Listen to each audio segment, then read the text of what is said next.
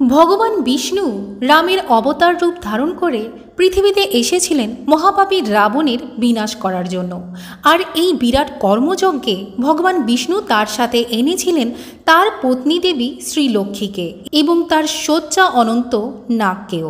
মর্ত্যধামে দেবী শ্রীলক্ষ্মীর অবতার ধারণ করেছিলেন মাতা সীতা রূপে এবং অনন্তনাগ অবতার ধারণ করেছিলেন প্রাণের ভাই লক্ষণ রূপে। কিন্তু নিয়তির অঘম নিয়মে রাম অবতারের উদ্দেশ্য পূর্ণ হলে সময় হয়ে এসেছিল একে একে আবারও বৈকুণ্ঠধামে ফিরে যাওয়ার। প্রিয় দর্শক, জানেন কি রাম, সীতা এবং লক্ষণ কিভাবে এবং কোন ঘটনার মাধ্যমে দেহত্যাগ করেছিলেন? আসুন বাল্মীকির রামায়ণের উত্তরকাণ্ডের আলোকে জেনে নেওয়া যাক এই 3 অবতারের বৈকুণ্ঠ ধামে ফিরে যাওয়ার কাহিনী। মাতা সীতার অন্তর্ধান।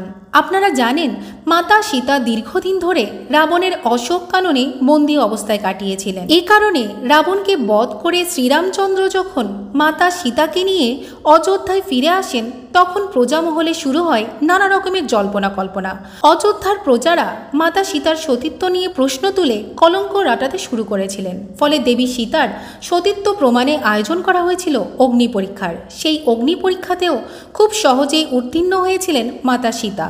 তবে এতেও মুখ বন্ধ হয়নি প্রজাদের। ফলে শ্রীরামচন্দ্র বাধ্য হয়েই মাতা সীতাকে পাঠিয়েছিলেন নির্বাসনে। তবে শ্রীরামচন্দ্র কখনোই মাতা সীতার সতীত্বে সন্দেহ করেননি। শুধুমাত্র একজন রাজা হয়ে রাজধর্ম পালন ও প্রজা প্রতিপালনের স্বার্থে তিনি নিজেকে ও মাতা সীতাকে কষ্ট দিয়ে এই কঠোর সিদ্ধান্ত নিয়েছিলেন এবং মাতা সীতাকে বনবাসে পাঠিয়ে শ্রীরামচন্দ্র যে রাজসুখ ভোগ করেছিলেন তাও কিন্তু নয়। তিনি নিষ্ঠার সাথে রাজকার্য করে প্রজা প্রতিপালন করেছিলেন বৈকি। তবে ব্যক্তিগত জীবনে তিনি একজন বনবাসীর মতোই জীবনযাপন করতেন। যাই হোক, গর্ভবতী অবস্থায় মাতা সীতা আশ্রয় নিয়েছিলেন বাল্মীকি মুনির আশ্রমে। সেখানে তার গর্ভে জন্ম হয় লব ও কুশ নামে 2 যমজ পুত্রের। ভাগ্যের নির্মম পরিহাসে রাজার কুমার হওয়া সত্ত্বেও মাতার সাথে সেই বনবাসে বড় হতে শুরু করেছিলেন লব ও কুশ। এর কিছুকাল পরে শ্রীরামচন্দ্র যখন অশ্বমেধ যজ্ঞ করেন, তখন সেই যজ্ঞের ঘোড়া আটকে দিয়েছিলেন লবকুশ। ফলে অযোধ্যা রাজ্যের সাথে যুদ্ধ অসম্ভাবী হয়ে পড়ে এই কুমারদ্বয়ের।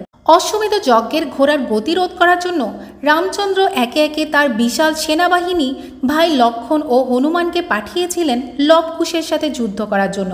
তবে আশ্চর্যজনকভাবে এরা সকলেই পরাজিত হয়েছিলেন এই 2 বনবাসী কুমারের কাছে। অবশেষে শ্রীরামচন্দ্র নিজে লবকুশের সাথে যুদ্ধ করতে এসে মাতা সীতার মাধ্যমে চিনতে পেরেছিলেন তার নিজের 2 পুত্রকে। তিনি নিজের 2 পুত্রকে সাদরে স্বীকৃতি দিয়েছিলেন বটে, কিন্তু বনবাসে থাকাকালীন 2 কুমারের জন্ম হওয়ার জন্য এবারও মাতা সীতার সতীত্ব পরীক্ষার দাবি হয়ে ওঠে বিভিন্ন মহল থেকে। তবে মাতা সীতা এই অপমান আর সইতে পারেননি। আপনারা জানেন মাতা সীতা ছিলেন ভূদেবীর কন্যা। এ কারণে তার আরেক নাম ছিল ভূমিজা। তাই পার্থিব এই অপমান থেকে বাঁচতে মাতা সীতা তার মাতা ভূদেবীর কাছে সাহায্য প্রার্থনা করেছিলেন এবং ভূদেবী যেভাবে তাকে জন্ম দিয়েছিলেন ঠিক সেইভাবে আবার ধরণীকে বিভক্ত করে সীতা দেবীকে নিজ গর্ভে ফিরিয়ে নিয়েছিলেন। এবার চলুন আসি রাম লক্ষণের দেহ অবসানের কাহিনী জানতে। মাতা সীতার ধরণী গর্ভে প্রবেশ করার পর অত্যন্ত ভেঙে পড়েছিলেন শ্রীরামচন্দ্র। তিনি অনুধাবন করলেন এবার তার বৈকুণ্ঠধামে ফিরে যাওয়ার সময় হয়েছে। কিন্তু সমস্যা হচ্ছে রাম ভক্ত হনুমান কিছুতেই যমরাজকে শ্রীরামচন্দ্রের জীবন সংহার করতে দেবেন না। তাই শ্রী হনুমানকে বিভ্রান্ত করতে রামচন্দ্র তার আংটি ফেলে দিয়েছিলেন পাতালের দিকে এবং হনুমানকে নির্দেশ দিয়েছিলেন পাতাল লোক থেকে সেই আংটি খুঁজে আনতে। হনুমান যখন শ্রীরামচন্দ্রের আংটি খোঁজার জন্য পাতালে গমন করেছিলেন, ঠিক সেই সময় শ্রীরামচন্দ্র যমরাজকে আমন্ত্রণ করেছিলেন অযোধ্যায়। তবে যমরাজ শর্ত দিয়েছিলেন যমরাজ ও শ্রীরামের মধ্যকার কথোপকথন হবে একান্তে। যদি কেউ সেই একান্ত আলাপে বাধা প্রদান করে তাহলে তাকে মৃত্যুদণ্ড দিতে হবে।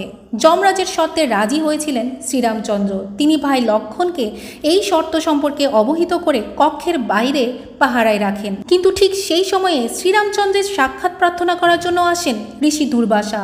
অত্যন্ত ক্রুদ্ধ ও অভিশাপ দেওয়ার জন্য বিখ্যাত এই ঋষি লক্ষণকে আদেশ করেছিলেন শ্রীরামচন্দ্রের সাথে তার সাক্ষাৎ করানোর জন্য। লক্ষণ ঋষিবরকে দাদা রামচন্দ্রের আদেশ এবং আগত আগন্তুকের শর্ত সম্পর্কে অবহিত করলেন বটে। তবে লক্ষ্মণের সেই কথায় সামান্যতম কর্ণপাত করলেন না ঋষি দুর্বাসা। তিনি লক্ষ্মণকে সাবধান করলেন, যদি লক্ষ্মণ তার আদেশ না মানেন তবে তিনি সমস্ত অযোধ্যা এবং রঘুবংশকে অভিশাপ দেবেন।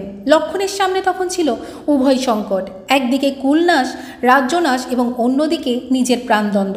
তাই অনেক ভেবেচিন্তে তিনি নিজের প্রাণদণ্ডকেই বেছে নিলেন।